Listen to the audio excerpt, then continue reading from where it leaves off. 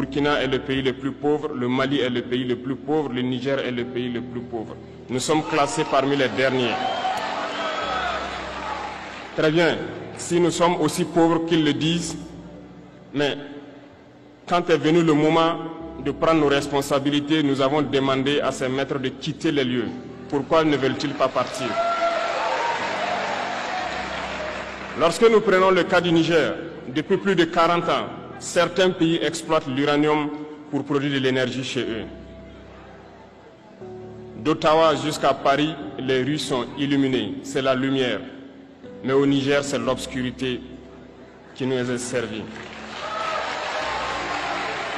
Lorsque vous partez dans nos États, nos sols sont troués de toutes parts pour rechercher les métaux précieux tels que l'or. Mais souvent, il n'y a même pas la moindre route accessible pour atteindre les zones où ils exploitent l'or, encore moins certains services sociaux de base. Voilà pourquoi nous avons décidé de nous révolter et de prendre le destin de nos pays en main. Il y a bien d'autres exemples. Mais lorsque nous avons décidé ainsi, eh bien, nous avons été approchés par certains esclaves de salon pour nous passer le message de leur maître.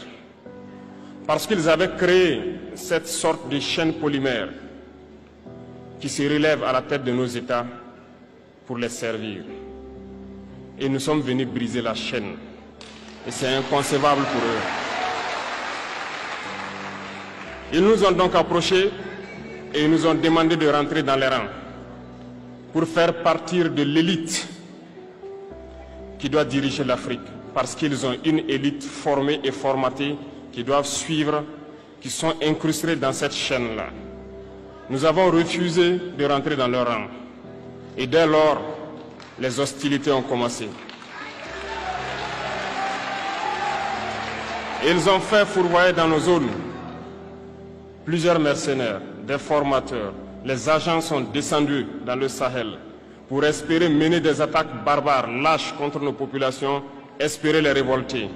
En plus de ces attaques sur le terrain, les attaques communicationnelles, la manipulation, la désinformation battent son plein dans leur rang.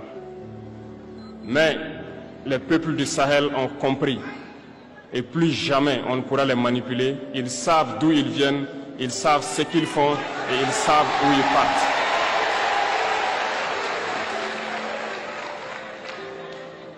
Nous n'allons plus permettre cela. Les gens sont éveillés et les gens se battent aujourd'hui, pas pour nous-mêmes, mais pour les générations à venir. Et merci à tous pour le combat qui est livré. Cela ne nous fait jamais pleurer.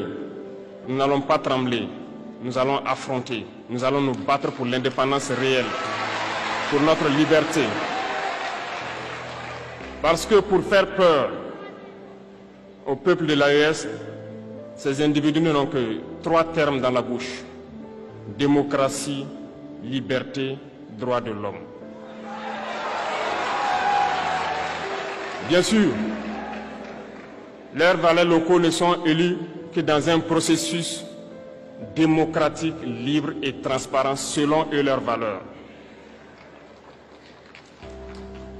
Quoi de plus normal qu'on veuille nous imposer cela, parce que c'est eux qui édictent les règles. Très bien, nous avons décidé de nous assumer.